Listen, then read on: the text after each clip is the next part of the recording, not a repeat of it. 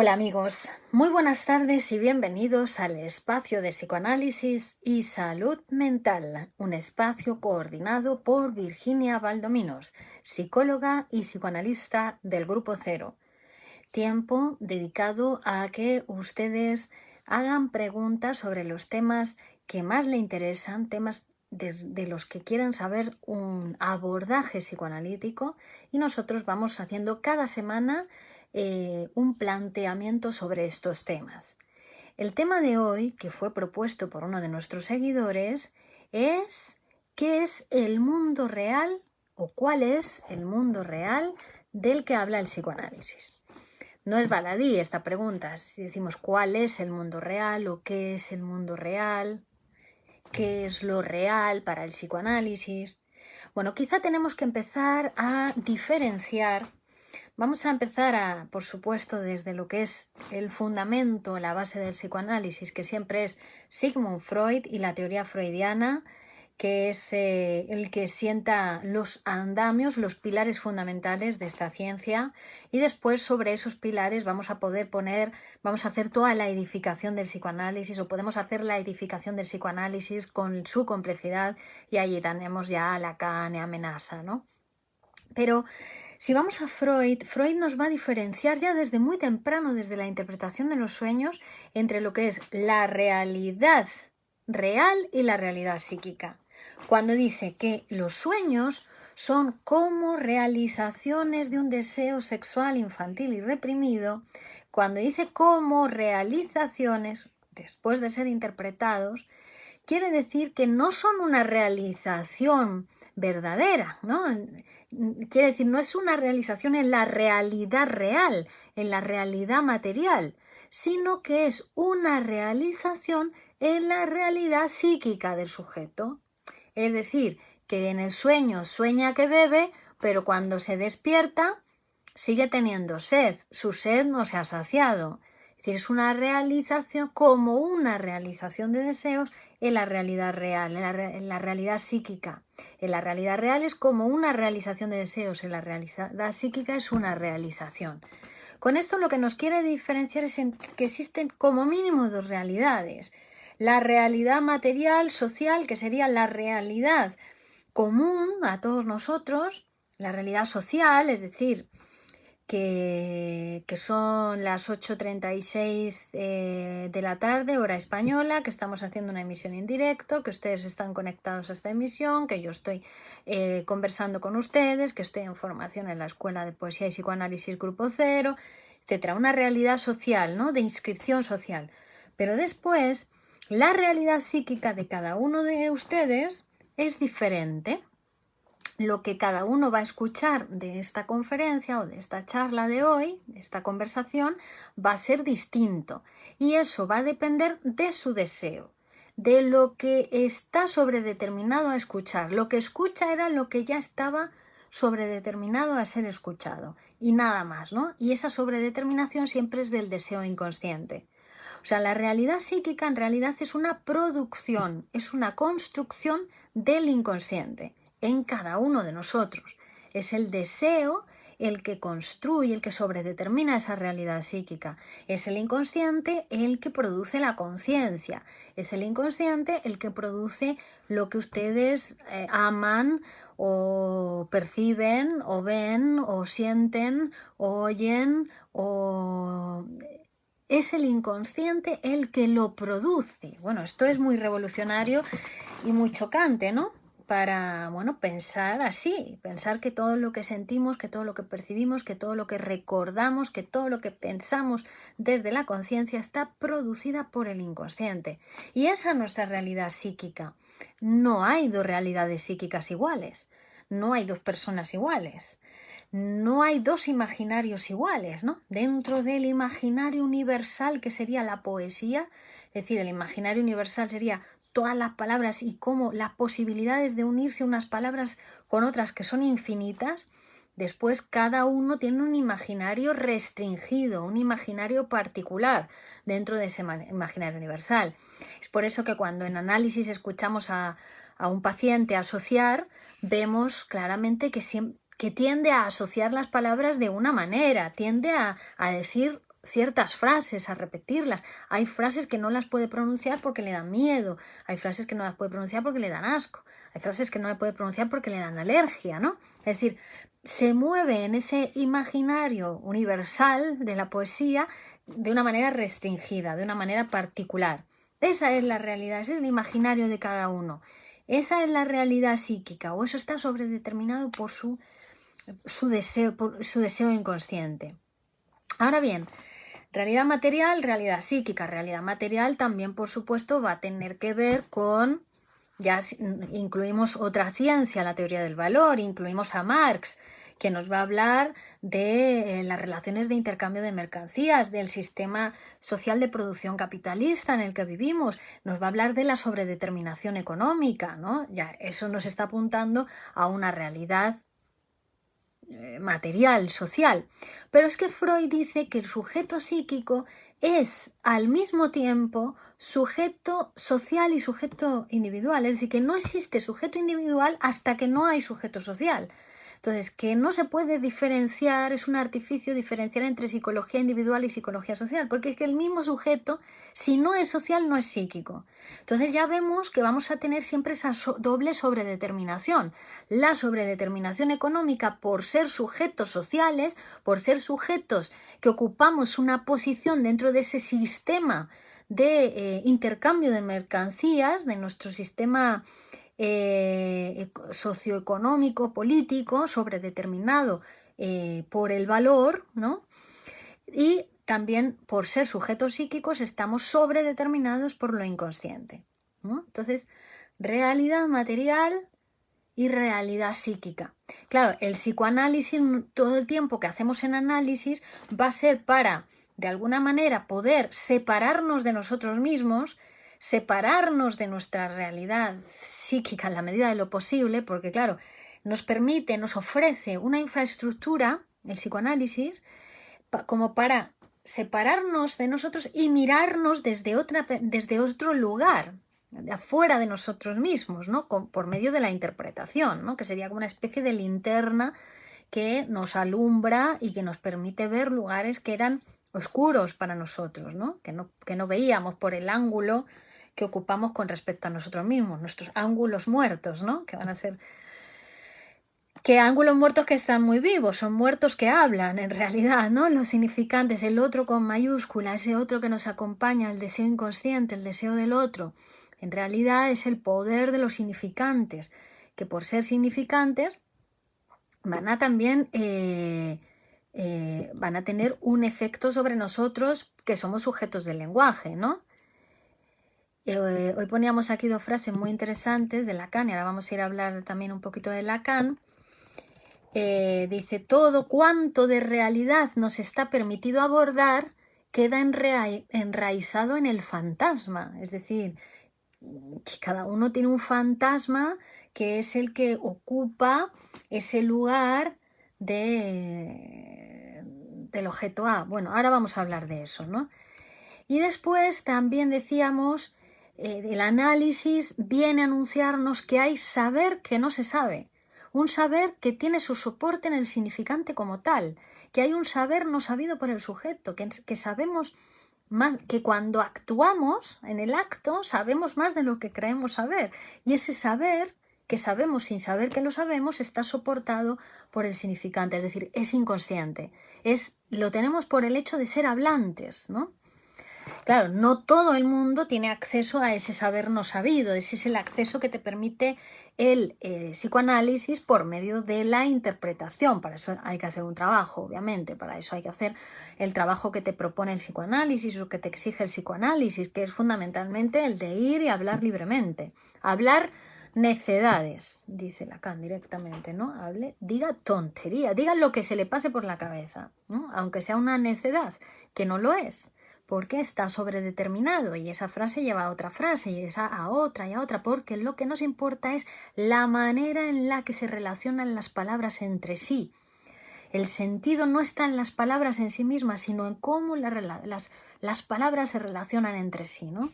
Igual que el valor no lo tiene ni él ni ella, sino que regula las relaciones, ¿no? entre entre los hombres y las mujeres o entre los sujetos sociales, ¿no? Lacan además nos va a hablar, nos va a diferenciar entre lo que es lo real, que es imposible, el acceso a lo real. Lo real va a ser como seres hablantes que somos, ¿no? Sabemos de nuestra mortalidad, ¿no? Sabemos que provenimos del sexo, de que un macho y una hembra tengan relaciones amorosas, ¿no? Practiquen el coito, ahí se va a reproducir, se van a unir las materias encargadas de la reproducción de la especie, las materias germinativas, que podríamos decir que en cierto modo son inmortales, porque son las que se encargan de perpetuar la reproducción de la especie, reproducción sexual, porque somos mortales, nos reproducimos por sexuación, pero el resto de la materia muere, se desintegra, se destruye, desaparece, ¿no?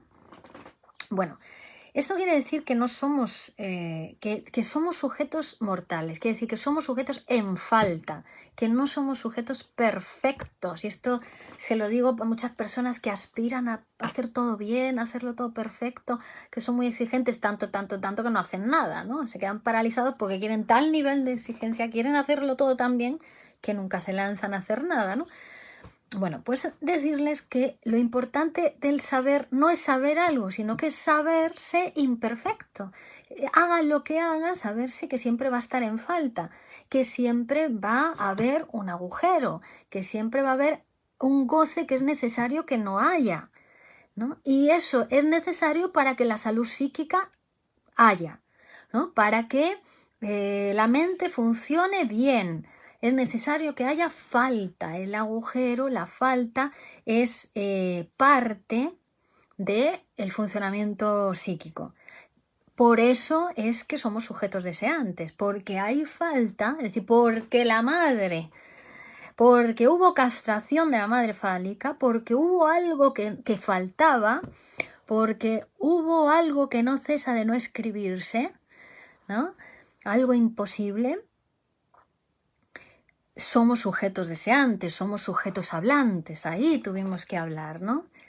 Ya hemos dicho muchas veces, el niño nace al borde de la muerte, ¿no? Si no estuviera esa función madre que lo salva, el niño se muere, no está capacitado ni para respirar bien, ni para ver bien, ni para caminar, ni para termorregular su temperatura corporal, ni nada, ¿no? Entonces necesita de esa función. Pero eso también le va a hacer esa prematuración con la que nace a la vida, que nace al borde de la muerte, ¿no? Es la que le va a obligar de algún modo, primero, a estar bajo los cuidados maternales y paternales durante muchos años, mucho tiempo. También eso ha contribuido a que tenga tiempo para el desarrollo de las funciones superiores, ¿no? Pero esa prematuración lo hace necesitar siempre de los otros. No podemos nada solos. Solo no se puede, como tampoco se puede psicoanalizarse, ¿no? Solo. Necesitamos de los otros y en ese necesitar de los otros, ¿no? Ahí se produce el lenguaje. O sea, es necesario reconocerse en falta, es decir, castrar a la madre, reconocerse en falta para poder acceder al lenguaje. Lo que es en definitiva castrar el lenguaje también, ¿no? Entonces, ¿cuál es el mundo, también el mundo real del que habla el psicoanálisis? ¿Cuál es la única verdad para nosotros? Es la verdad de castración, es la única verdad que, digamos, que va a tocar después a todas las verdades, pero es el reconocimiento de nuestra mortalidad, el reconocimiento de la falta, de necesitar del otro, ¿no? Del otro con mayúsculas y del otro semejante, que el otro con mayúsculas va a ser el que nos va a poner de alguna manera en relación con el otro semejante, ¿no? Es a través del lenguaje. Y el mundo real no va a tener que ver entonces para nosotros sujetos del lenguaje con ese vivir en el lenguaje, vivir en la palabra, vivir en el mundo, reconocer la existencia de otros, reconocer las diferencias, ¿no? Porque claro, ahí en ese reconocimiento de la existencia de otros, de las diferencias, ya uno puede acceder a otros mundos, ¿no? Porque a veces uno también piensa, el mundo, es que el mundo va fatal, y piensa en ese mundo de la guerra, en ese mundo de las enfermedades, en ese mundo de los desahucios, en ese mundo de las vacunas, en ese mundo de no sé qué, y dices, ¿no? ¿Qué mundo? Pero también hay muchos mundos. Si piensas en el mundo del arte, en el mundo de la cultura, en el mundo de la música, en el mundo de la pintura, en el mundo de la danza, de la poesía, ese también es el mundo que persiste, es el mundo ¿no? que se perpetúa a lo largo de la historia de la humanidad. No solo ese, sino que es el mundo que va transformando también la humanidad, el mundo de la ciencia, las ciencias, ¿no? Es decir, es el significante siempre, es la palabra y en concreto la palabra escrita, ¿no? La base material. Entonces vemos que es una complejidad cuando hablamos del mundo, cuál es el mundo real del que habla el psicoanálisis, ¿no? Entonces empezamos diferenciando por lo que sería realidad material, realidad psíquica, pero después pasamos también a esa realidad social, hablamos de lo real como lo imposible, ese goce que no se puede tocar, que siempre también va a estar, va a tener un semblante cada vez que la ciencia trata de acercarse a ese real imposible para explicarlo, lo que hace realmente es recubrirlo, ¿no? De palabras, de conceptos, es decir, es un semblante lo que le da, pero no lo puede, el vacío ese no se puede llenar. Eso también es no solamente causa del deseo del sujeto, afortunadamente, esa falta, sino que también es causa del avance de las ciencias. Si no, las ciencias serían religiones, ¿no? Que lo explican todo, sea un todo cerrado, un círculo cerrado y ya no necesita nada más. Pero no, las ciencias están abiertas, están sujetas a la continua transformación y al continuo avance científico, ¿no? ¿Por qué? Porque no pueden llegar a llenar ese agujero, ¿no? De lo real imposible. Y luego también muchas enfermedades psíquicas, o todas las enfermedades psíquicas, tienen que ver con ese posicionamiento frente a la verdad de castración y frente también a esa existencia de lo real imposible, ¿no? El neurótico está siempre queriendo saber lo que no se puede saber, ¿no? Y el perverso directamente ya es el que sabe, el que lo sabe, ¿no? Lo sabe, ni se cuestiona. Bueno, entonces es muy importante esta cuestión del mundo real. Y otra cuestión que se podría hablar también con respecto a esto es el tema de cómo el aparato psíquico, para que funcione bien, tiene que estar en conexión con el mundo real. Porque si no ya estamos hablando de la psicosis, ¿no? Donde hay una desconexión en el sentido de que hay un desligamiento de la libido con respecto a los objetos de la realidad. Es decir, en el aparato psíquico está bien, está el deseo inconsciente, está el yo del sujeto, está la conciencia moral, pero también tiene que haber un contacto con la realidad. Y el contacto con la realidad se da a través del yo. El yo va a ser el vasallo, el siervo del aparato psíquico que está al servicio tanto de los deseos inconscientes que le exigen satisfacción, ¿no? El ello, como de la conciencia moral del superyo que le está mandando a hacer determinadas cosas a la vez que le obliga a no hacerlas, ¿no? El superyo, la conciencia moral, y también va a ser vasallo o siervo de la realidad. Tiene que estar sujeto, el yo está sujeto a las exigencias de esas tres instancias. Es decir, que la realidad también está presente. ¿Cómo? A través de la incorporación en el aparato psíquico del principio de realidad. El principio de realidad se tiene que forjar en el niño y tiene que ver con su capacidad de discernimiento, con su capacidad de tomar decisiones con respecto a si da más importancia a el deseo o a las limitaciones que provienen de la realidad, pero siempre el principio de realidad va a estar trabajando en el aparato psíquico para el principio del placer, no se crean. Es Es decir, es una manera de asegurar la satisfacción del principio del placer. Pero la realidad como que te dice, vale, ¿quieres esto? Está bien, pero ahora no puedes. Ahora no se debe. Este no es el lugar, no es el momento. Si quieres esto, tienes que hacer un trabajo, tienes que estudiar, tienes que, ¿no? Te va poniendo, te va marcando ciertos límites, pero en realidad son para que se satisfaga el principio del placer, para que no te pongas en peligro, porque un peligro supondría que que el principio del placer nunca se satisficiera, ¿no? Sino que, bueno, pues el principio de realidad también trabaja para eso, ¿no? Para que el deseo se satisfaga de una manera más segura, ¿m? Para el sujeto. Entonces, los dos están trabajando para la integridad física y psíquica del sujeto. Siempre en el psicoanálisis, ya saben ustedes que por lo menos es una teoría dual. Siempre está el principio de realidad. El principio del placer sí, pero también hay principio de realidad. Pulsión de vida sí, pero también hay pulsión de muerte. Deseo sí, pero también hay censura y represión, ¿no? Siempre es una complejidad el aparato psíquico. No somos tan sencillos como ni siquiera una máquina, ¿no? Porque la máquina, bueno, hasta puede pensar, pero la máquina no puede gozar. Y el sujeto psíquico sí, es el que goza, es el único que puede gozar, ¿no? Nuestra sutileza es única, es lo que nos hace humanos, ¿no? Esa sutileza, esa complejidad de nuestro aparato psíquico, ¿m? Que se las tiene que ver para sobrevivir en ese mundo real, material, que obviamente para cada uno va a ser diferente también, ¿no? Aunque viva la misma materialidad, decíamos que el prisma con que cada uno ve ese mundo real es diferente y por lo tanto va a ser diferente para él o ella.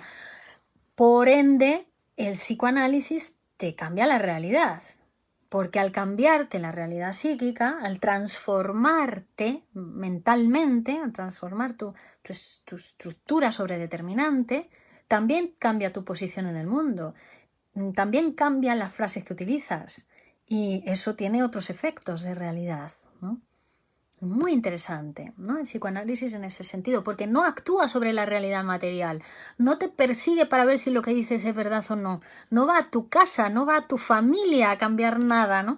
Sino que actúa sobre la realidad psíquica, sobre dentro de los límites del aparato psíquico. Ahí es donde se va a producir la transformación, por medio de la interpretación, para poder producir la transformación de una frase, ¿no?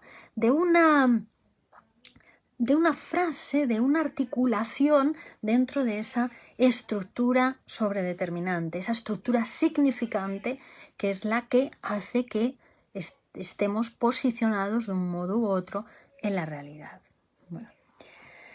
Bueno, voy a leer, hemos hecho un abordaje bastante, seguramente que hay algún concepto, alguna cuestión que va a ir surgiendo, ¿no? Voy a leer las preguntas y comentarios para ver si por ahí podemos articular alguna cuestión más. Saludos a todos, queridos amigos. Buenas tardes, Gabriela.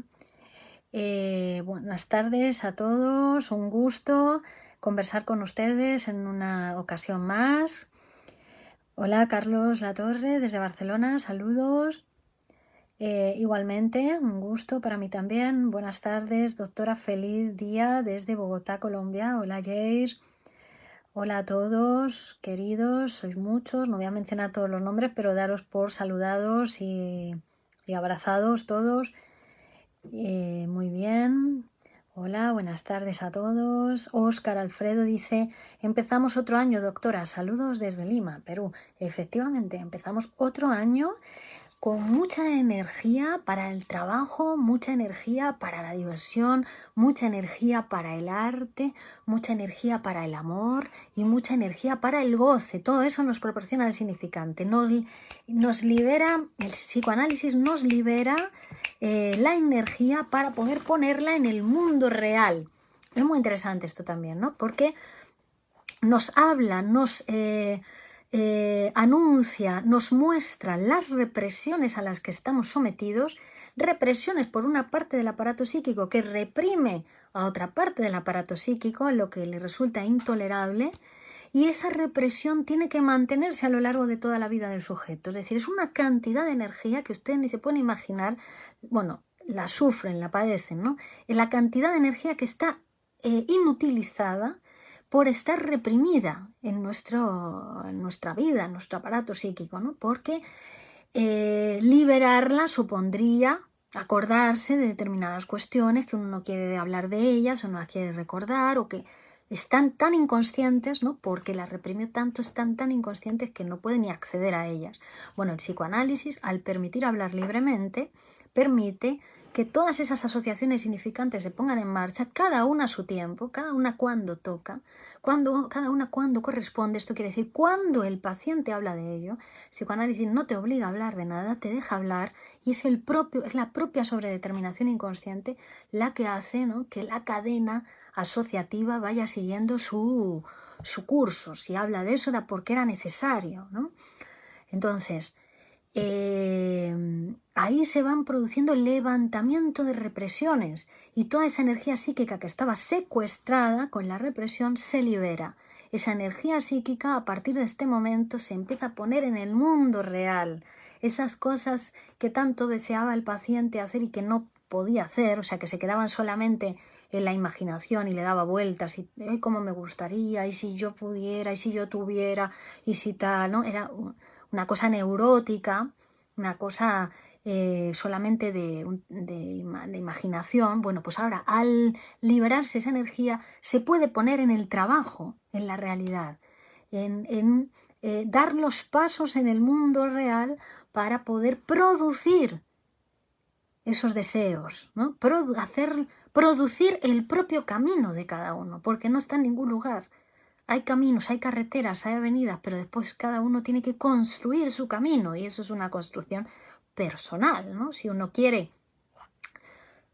vivir de acuerdo con su deseo, no traicionarse, porque después lo que se espera de nosotros, a lo que estamos destinados es pues al tratamiento que se hace de nosotros como masa o como espectadores o como consumidores, pero eso es otra cosa. Cuando uno se quiere construir como sujeto deseante, ¿no?, como fulanito de tal, con nombre, apellido, con un significante, ¿no?, que represente a otro significante, ¿no? Bueno, pues ahí ya tiene que hacer un trabajo y ahí con ese trabajo se construye el deseo de uno, ¿no? Es decir, el deseo no sabemos cuál es hasta que uno no se pone a trabajar, en realidad, ¿no? Lo demás no se sabe. Lo que es cuando uno empieza a hablar y se pone a trabajar, ahí va produciendo su deseo, ahí se va interpretando, ¿no? Se construye su historia de deseos. Eso es lo que nos permite el psicoanálisis. Y de ahí también uno se va construyendo su realidad psíquica y va transformando su realidad material. Porque cambiando, hemos dicho, su realidad psíquica, cambia su posición en el mundo, cambian sus frases, ¿no? Y el cambiar las frases pues hace que aparezcan en la vida otros efectos. Así que si empezamos un año con mucha energía para el trabajo, con muchas ganas de trabajar, con muchas ganas de conversar con ustedes y que ustedes puedan también hablar conmigo y psicoanalizarse conmigo cuando ustedes quieran, que yo les espero. Estaré en mi consulta de psicoanálisis en Madrid, desde donde atiendo online, no solamente presencialmente en Madrid, y las personas que vienen aquí a visitarme, a hablar conmigo a la consulta, sino también online. Estén donde estén, pueden psicoanalizarse conmigo. Muy sencillo, yo les explico lo que tienen que hacer o cómo se hace y muy sencillo porque es un medio de articular una conversación, la palabra, es decir, que ustedes puedan hablar y yo les pueda escuchar, es lo necesario y lo suficiente para comenzar su psicoanálisis. Bueno, pues muchísimas gracias a todos. ¿Quién más hay por aquí? ¿Alguna pregunta más?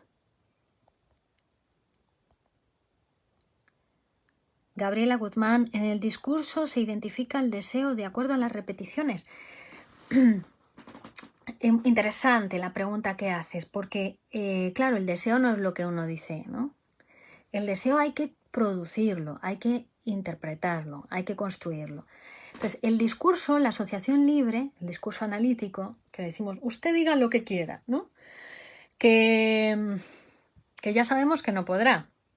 Hable libremente, que ya teóricamente sabemos que es imposible, es decir, que está sobredeterminado. Nosotros pensamos que hablamos muy libremente, pero no, es nuestro inconsciente el que dice lo que decimos, ¿no? Es ese saber no sabido que habita en nosotros, el que habla en nosotros, a través de nosotros, el que habla a través de nuestras palabras y también de nuestros silencios o de nuestro cuerpo, ¿no? El inconsciente habla. Entonces, al hablar libremente, claro, uno se tropieza, se equivoca, repite. Bueno, ahí es donde se muestra verdaderamente el inconsciente, ¿no? Cuando uno comete un lapsus. Todo lo demás, digamos que es discurso del preconsciente, ¿no? Preconsciente. Pero cuando comete el lapsus, no, ahí ya ha hecho aparición el inconsciente. Porque en realidad quería decir abrir y dijo cerrar. Eso no es una equivocación banal, ¿no? Digo que tiene un sentido. Entonces, claro, en el análisis nos vamos escuchando. Eso es lo que escuchamos, las apariciones del inconsciente. Y ahí es donde el paciente tiene la oportunidad de asociar y ver a dónde le lleva ese lapsus, esa repetición, porque están indicando algo, ¿no? Están indicando algo significante para el sujeto. Si repite esa palabra 10 veces, porque esa palabra tiene una fuerza especial, ¿no? Entonces, ¿de dónde proviene? Entonces, pedirle que asocie libremente sobre eso nos va a abrir otras vías de asociación, ¿no? Con toda esa información construimos la interpretación y eso va a ser el deseo. Ese es el deseo, lo que se interpreta. ¿Mm? Hola Enar, besos también para ti. Bueno, muy bien, muy bien. Bueno, fenomenal. Finalmente el deseo, la verdad, que sería nuestra realidad psíquica, ¿no? Uno se conoce más, el psicoanálisis produce autoconocimiento y autotransformación, ¿no? Pero ese conocimiento proviene de conocer tu deseo, ¿no? Y transformarte de acuerdo con tu deseo, trabajar para tu deseo. Eso sería la ética, ¿no? Para el psicoanálisis, no traicionarte en tu deseo, sino trabajar para tu deseo y para estar en el mundo, ¿no? Porque también el objeto va a ser construirse como hombre, como mujer, como hombre y como mujer, porque la feminidad y la masculinidad están en todos, y estar en el mundo, ser hombres, ser mujeres de nuestro mundo, la cultura, ¿no? Cultura, si no puede ser rico, por lo menos debería ser culto, dice el aforismo, ¿no? Ser culto es gratis, así que por lo menos ese es un mundo accesible para todos, ¿no? Y bueno, y tenemos afortunadamente también ese mundo. El psicoanálisis nos va a abrir la puerta a muchos mundos, ¿no? Entonces, bueno, pues es tener la valentía, ¿no? También uno de abrir su mente, de dejar de estar, digamos, manejado por las frases familiares o por los destinos esperados por la sociedad para uno y decidirse, bueno, pues a construirse un futuro mejor, ¿no? Una vida mejor. Bueno, pues para todo eso estamos a su disposición. Estoy a su disposición, Virginia Baldominos, psicóloga y psicoanalista del Grupo Cero. Les hablo desde Madrid, España. El deseo se construye por la compensación de la carencia, dice Gabriela. Bueno, siempre hay un intento, ¿no? La tendencia al deseo es como hay esa carencia, por eso no se satisface nunca. Uno desea, la máquina del deseo tiene que estar permanentemente en movimiento. Eso también consigue el psicoanálisis, ¿no? Mantener al sujeto deseante, producir un sujeto deseante, porque imagínate, si se satisfaciera el deseo, dejaría de desear. Bueno, ahí te mueres. Te mueres cuando dejas de desear. Si consigues lo que querías, la muerte eso, ¿no? Para el aparato. Por eso siempre va a ser ese juego de fuerza, pulsión de vida, pulsión de muerte. La vida es todo lo que inoportuna, el goce es toda la interrupción de esa llegada hacia la satisfacción del deseo, hacia la muerte, ¿no? Que es muy necesaria la falta y la carencia para que el aparato psíquico funcione bien y para que el deseo esté en plena forma, en pleno funcionamiento, ¿no? Y no olviden que los humanos deseamos deseos, así que cuanto más deseantes sean, más les van a desear a ustedes. No tengan la menor duda. Bueno, muchísimas gracias, Virginia Valdominos, desde Madrid, España, a su disposición. Pueden obtener más información en www.virginiavaldominos.com y también les recuerdo que si quieren de alguna manera contribuir a este movimiento, a ayudarme también a promocionar la consulta de psicoanálisis y que a otras personas puedan llegar como llegaron ustedes, ¿no? O puedan decidir psicoanalizarse y utilizar esta herramienta para cuidar su salud mental, voy a poner en la descripción un link a la página de Google donde pueden hacer una valoración de mi trabajo, donde pueden valorar cuantitativamente con unas estrellitas y también dejar su comentario. Es muy importante para mí y pueden ayudar a otras personas, como digo, a conocerme, a conocer el psicoanálisis y a comenzar su psicoanálisis. Estaré muy agradecida y seguramente que esas otras personas también lo estarán. Y para ustedes, bueno, pues también es una manera de contribuir, de pagar, de una manera de devolver a la sociedad lo que ustedes están recibiendo, porque todos nos estamos beneficiando del psicoanálisis y de estas acciones gratuitas que hacemos desde el Grupo Cero. Y dicen por aquí, ¿la transferencia entonces es un engaño? No, la transferencia va a ser lo que inaugure esa relación amorosa, digamos, porque es amor de transferencia, entre el psicoanalizado y el psicoanalista, esa relación que se establece donde se inauguran dos lugares, uno es el que se psicoanaliza y otro es el que psicoanaliza, digamos, ¿no? Pero es un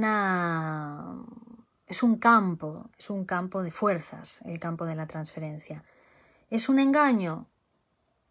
Es que vivimos un poco engañados, ¿no? Si uno se guía por los sentidos, por lo que ve, por lo que siente, vive engañado. La transferencia va a permitir que haya un campo de trabajo donde ese engaño que uno se hace quede al descubierto frente a la mirada atenta del psicoanalista que va a poder interpretarlo. Entonces eso que era un engaño va a empezar a ser una luz. Es como una linterna que te ilumina, como decíamos, las zonas oscuras. Te ilumina tu propio engaño. Entonces ya puedes elegir si seguir engañándote o hacer otra cosa, ¿no? Más bien es una luz o un campo donde se pueden encender las luces, el de la transferencia. Gracias, súper clara tus explicaciones. Feliz tarde. Bueno, pues muchísimas gracias a todos, lo has dicho. Seguimos el próximo lunes y el jueves nos vemos en la conferencia sobre la interpretación de los sueños. Hasta la próxima. Adiós.